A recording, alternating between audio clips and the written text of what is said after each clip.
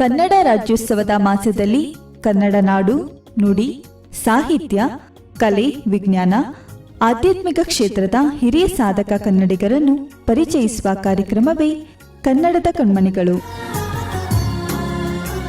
ಪ್ರಸ್ತುತಪಡಿಸಲಿದ್ದಾರೆ ಮೈಸೂರಿನ ಶ್ರೀಯುತ ಗಣೇಶ್ ದೀಕ್ಷಿತ್ರವರು.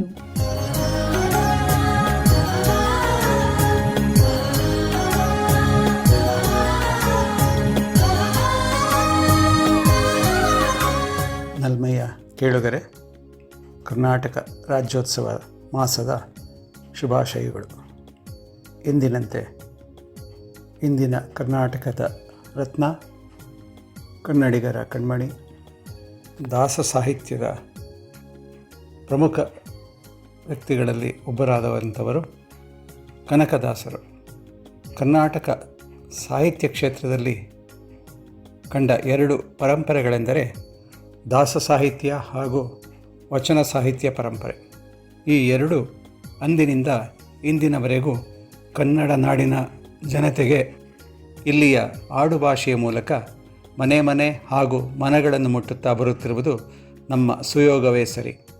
ಈ ವಚನ ಹಾಗೂ ದಾಸ ಸಾಹಿತ್ಯಗಳು ಸುಲಭ, ಸರಳ ಕನ್ನಡ ಭಾಷೆಯ ಗದ್ಯ ಪದ್ಯಗಳ ರೂಪದಲ್ಲಿ ನಮಗೆ ಒಲಿದು ಬಂದಿವೆ. ಕೆಲವು ಸಾಲುಗಳ ಮೂಲಕ ಜೀವನದ ಮೌಲ್ಯಗಳನ್ನು ತಿಳಿಸುವ ಅದ್ಭುತ ಶಕ್ತಿ ಇವುಗಳಿಗಿವೆ. ದಾಸ ಸಾಹಿತ್ಯ ಎಂದಾಗ ನಮ್ಮ ಕಣ್ಣ ಮುಂದೆ ಬರುವ ಇಬ್ಬರು ವ್ಯಕ್ತಿಗಳು ಪುರಂದರದಾಸರು ಹಾಗೂ ಕನಕದಾಸರು. ಈ ಇಬ್ಬರು ದಾಸವರೇಣ್ಯರು ಹರಿದಾಸ ಸಾಹಿತ್ಯದ ಅಶ್ವಿನಿ ದೇವತೆಗಳೆಂದು ಪ್ರಸಿದ್ಧರಾಗಿದ್ದಾರೆ. ಇವರುಗಳ ಹೆಸರು ನಮ್ಮ ರಾಜ್ಯದ ಮನೆಗಳಲ್ಲಿ ಶತಮಾನಗಳಿಂದ ಅಚ್ಚಳಿಯದೆ ಉಳಿದಿದೆ.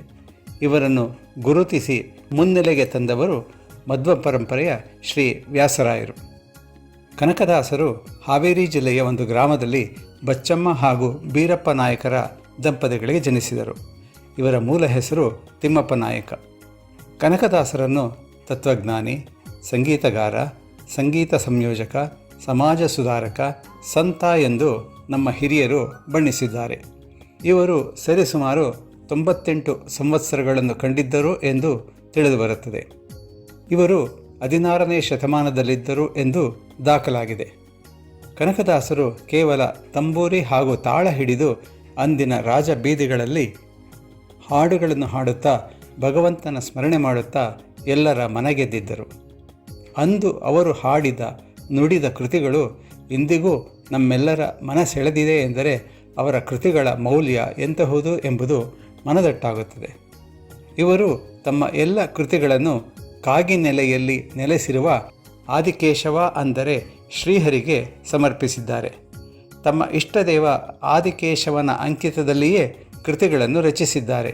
ಕನಕದಾಸರ ಕೃತಿಗಳಲ್ಲಿ ಅಧ್ಯಾತ್ಮದ ಸಾರ, ಭಕ್ತಿ ಸಾರ, ನಮ್ಮಲ್ಲಿದ್ದ ಅನಿಷ್ಟ ಪದ್ಧತಿಗಳಾದ ಜಾತಿ ಮುಂತಾದವುಗಳನ್ನು ಕೂಡ ಉಪಯೋಗಿಸಿದ್ದಾರೆ.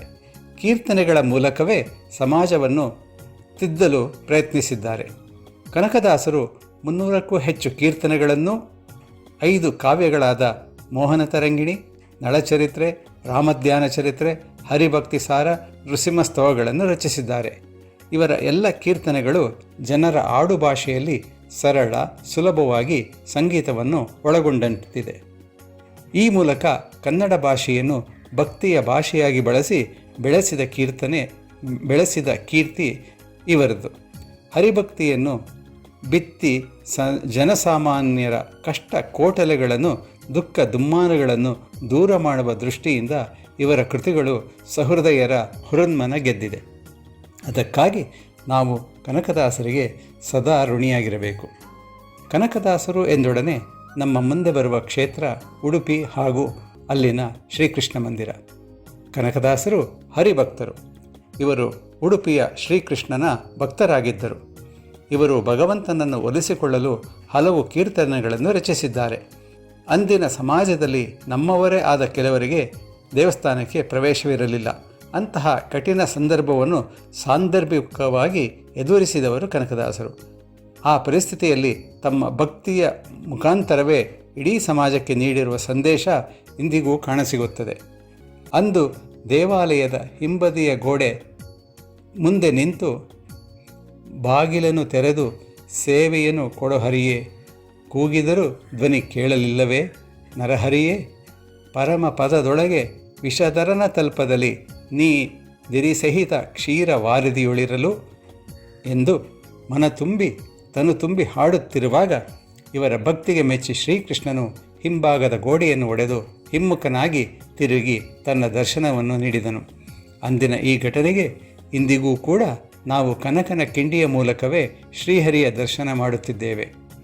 ಕನಕದಾಸರ ಪದ್ಯಗಳಲ್ಲಿ ಭಕ್ತಿ, ಆರ್ತತೆ, ಆತ್ಮಶೋಧನೆ, ಛಲ, ಆತ್ಮೀಯತೆ, ಆತ್ಮಸಮರ್ಪಣೆ, ನೀತಿ ಬೋಧನೆಗಳು ಅಡಗಿವೆ.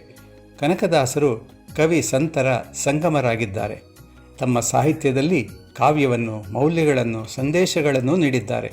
ಇವರು ತಮ್ಮ ಕೀರ್ತನೆಯ ಮೂಲಕ ಅಂದು ಜನರ ನಡುವೆ ಇದ್ದ ಸಂಪ್ರದಾಯಗಳು, ಜಾತಿ ಮತ ವ್ಯವಸ್ಥೆಗಳು, ಬಡವ ಬಲ್ಲಿದ, ಮೇಲು ಕೀಳು ಎಂಬ ತಾರತಮ್ಯವನ್ನು ಎತ್ತಿ ತೋರಿಸಿ ಅದರಿಂದ ಹೊರಬರಬೇಕು ಎಂಬ ಸಂದೇಶವನ್ನು ನೀಡಿದ್ದಾರೆ. ಅವರ ಸಂದೇಶದ ಮೂಲಕ ನನ್ನ ಈ ಮಾತನ್ನು ಸಮಾಪ್ತಿಗೊಳಿಸುತ್ತೇನೆ. ಅಜ್ಞಾನಿಗಳ ಕೂಡೆ ಅಧಿಕ ಸ್ನೇಹಕ್ಕಿಂತ ಸುಜ್ಞಾನಿಗಳ ಕೂಡೆ ಜಗಳ ಲೇಸು. ಹೀಗೆ ಸರಳ ಕನ್ನಡದಲ್ಲಿ ನಮಗೆ ಬದುಕಿನ ಸಂದೇಶವನ್ನು ನೀಡಿದ ಕನಕದಾಸರಿಗೆ ವಂದನೆಗಳನ್ನು ಸಲ್ಲಿಸೋಣ. ಧನ್ಯವಾದಗಳು.